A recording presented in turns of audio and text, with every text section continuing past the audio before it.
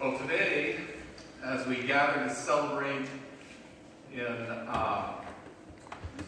God in our lives, we have dedicated today as Bring a Friend Day. Friends are a wonderful gift, as they are the people that we most often interact with. How a person becomes a friend varies widely, depending on what it is our activities are involved in. Friends are the people that we care about.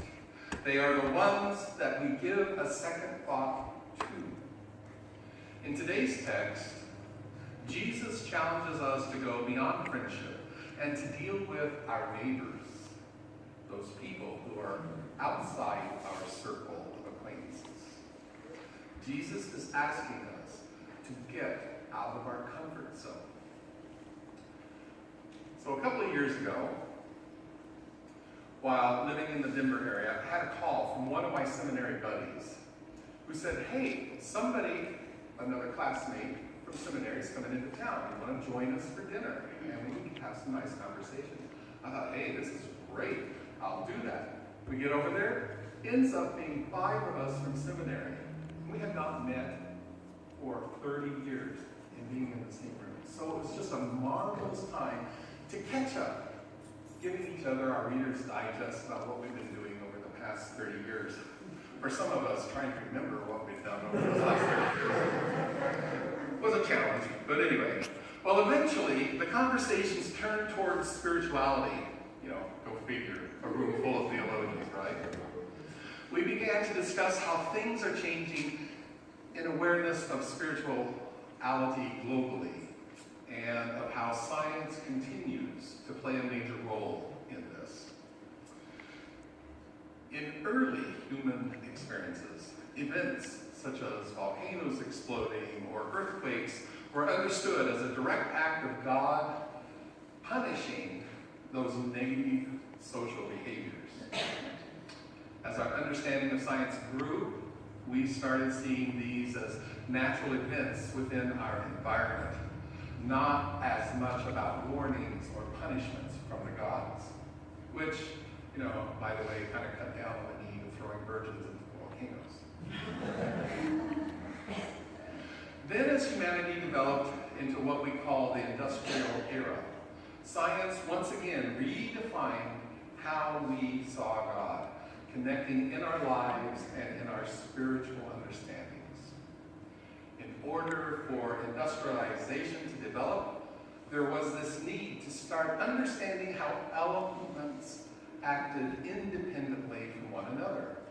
So as an example, I remember in the classroom we used to have a big stretch of the alphabet up on the board, A through Z.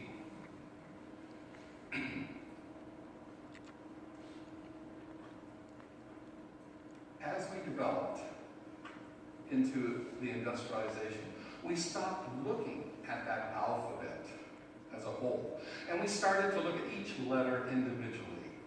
We would see less correlation between letters like S, O, U, L, for example, and start to just look at the letter S for what it was made of and how it would produce by itself. We call this mechanization, which is the foundation for industrialization. Cause and effects were not so obvious. There seemed to be little correlation between putting smoke and chemicals up into our atmosphere with new occurring phenomena such as acid rain or the destruction of our ozone. There was little understanding that the depletion of the ozone set up the stage for developing skin cancer, and so on and so forth. This perspective of mechanization to search for solutions to new challenges began to color the way that we approach religion and spiritual questions. The Western world started to separate and compartmentalize the understanding of relationship between creation, humanity, and God, seeing each as independent of one another. We moved God out into the heavens and saw less and less of God interacting through nature. science, once again, influencing how we perceive relationships. Through quantum physics, we are beginning and becoming reacquainted with the understanding of the interrelatedness between elements.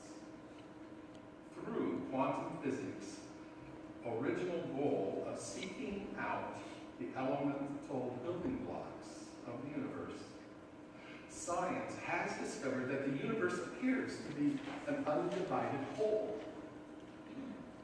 Like Einstein's theory of relativity, quantum physics reveals the universe to be a single giant field of energy in which matter, or mass, is just a slowed down form of energy. So when you feel like sitting down, don't worry, you're just being mass. And being blessed by that. But even more intriguing is the notion through quantum physics that the existence of an observer is fundamental to the existence of the universe. A concept known as the observer effect, implying that the universe is a product of consciousness. I.e., possibly we could call that the mind of God. The basic particle, which has thus been proven by science, is called the Higgs boson, or more commonly referred to as the God particle. So, growing up, I was always taught that I lived in 3 dimensions, and that the 4th dimension was something kind of like out of the Twilight Zone. But through quantum physics, they are now coming to a belief and understanding that we are living within as many as 12 dimensions that are coexisting and operating all at the same time. So now it's time for a really bad joke. A Higgs boson walks into church, and the priest shouts, "No!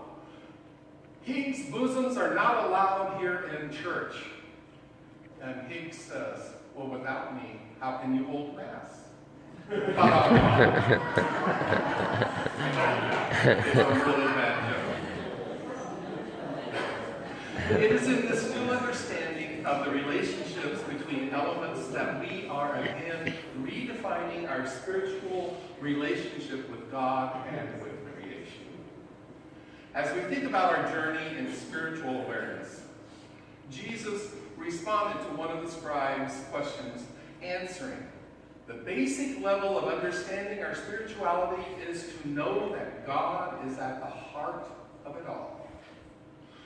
Quantum physics understands that at the heart of all matter is consciousness, that which we call God. It is out of this reality, Jesus says, we are to love God with all of our heart, our soul, our mind, and our strength. By doing this, we become conscious of the relationship of our image in the divine. Remember how I've been talking for the last 3 weeks? Who we are. We are made in the image of God. But Jesus doesn't leave it there. This is only requires an inward journey. Jesus then says, "You shall love your neighbor as yourself." Jesus has just told us that we have to look beyond ourselves. On the surface, this looks like Jesus is telling us that we need to practice philia love, the Greek word for brotherly love. But if we are the image of God, then I understand this command by Jesus as saying we are to act toward others at the level of God's love. If God is the consciousness of the universe, and we are the image of God, then we are interrelated with the universe, the world, with one another. We are a part of the Higgs boson. I don't think that the concept of loving our neighbor is too hard to understand, as at That's how we relate to those around us. Yet, we see many evil things done to people in the name of God. Why? How do we, the image of God, justify such behavior? I think it comes by not understanding our being the image of God. I must confess that I've always been uncomfortable with Jesus' response of love your neighbor as yourself.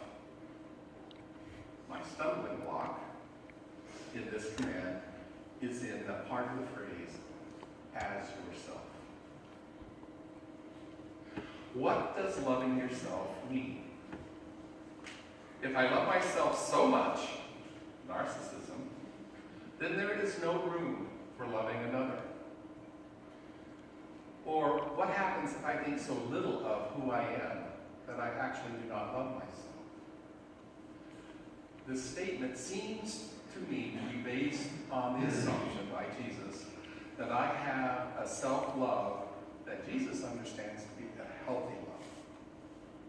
The reality is that every person is damaged to some degree. So how does this God-level love come into fruition?